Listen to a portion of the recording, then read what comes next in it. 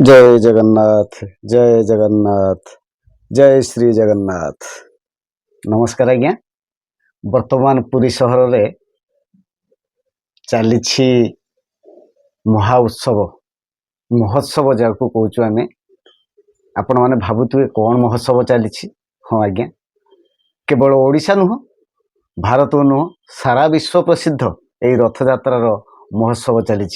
महोत्सव कौ दिन ठार आरंभ हुए? गुंडीचा ठारू आरंभ हुए, पुणी चलो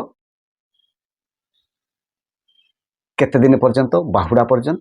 बाहुड़ा परे पुणी अच्छी आपणकर सुनावेश, अधरपणा एवं नीलाद्री विजय। ये नीलाद्री विजय पर्यंत, गुंडीचा ठारू नीलाद्री विजय पर्यंत जो महोत्सव चली तारी विषय आम किसी आलोचना करवा। आपण को तो मु काली गत भिडियो रे रथयात्रा विषय सम्यक धारणा देथिली।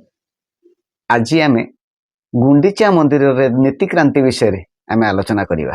आपण माने जानिछंती आषाढ़ मास शुक्ल पक्ष द्वितीय दिन जगन्नाथ महाप्रभुंकर रथयात्रा आरंभ होता है।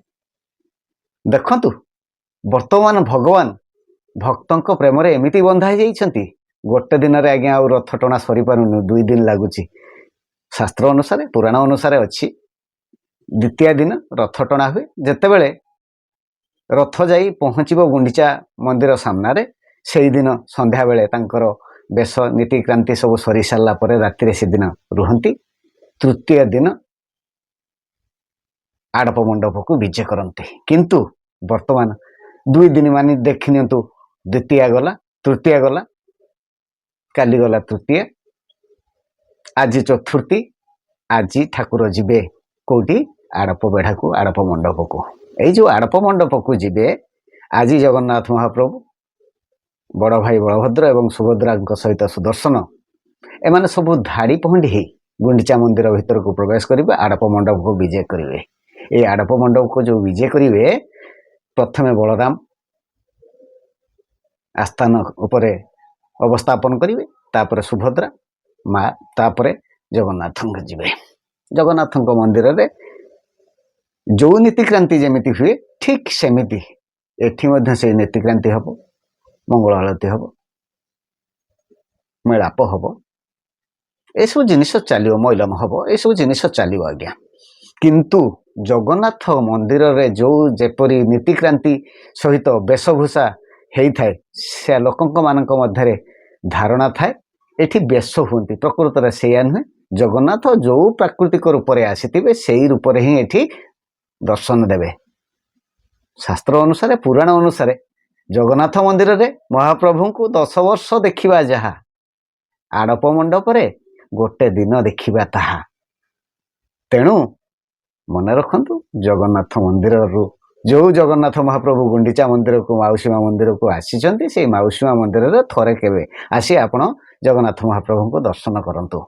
एई जगन्नाथ महाप्रभु को रोष घरे, गुंडीचा मंदिर रे थिबा रोष घरे अभड़ा दिया जाए, अभड़ा रंधा जाए, ताको आड़प अभड़ा कह जाए। ये आड़प अभड़ा जीवन रे थिले, भाग्य रे थिले मिल थाए, यह समस्त को मिल न थाए।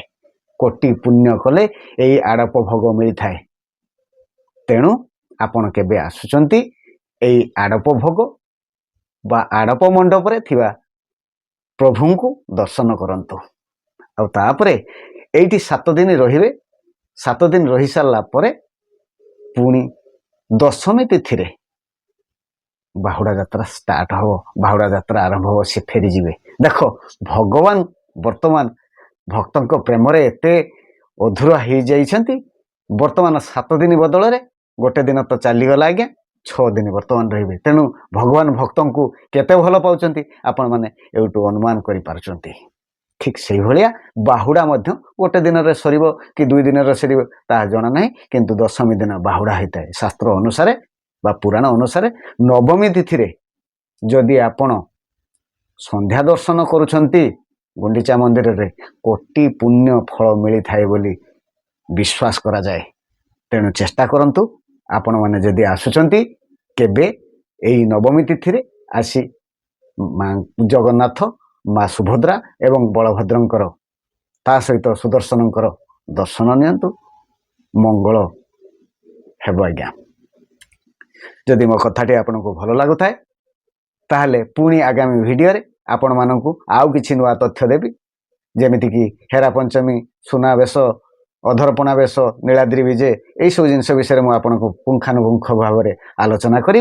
जदि मो कथाटी आपको भल लगुए ताले दयाकोरी मो चैनल को सब्सक्राइब करंतु, लाइक शेयर करंतु एवं आपण मानकर सुचिंतित मतामत मते कमेंट माध्यम रे जणायंतु। रोज आज्ञा नमस्कार। जय जगन्नाथ, जय जगन्नाथ, जय श्री जगन्नाथ।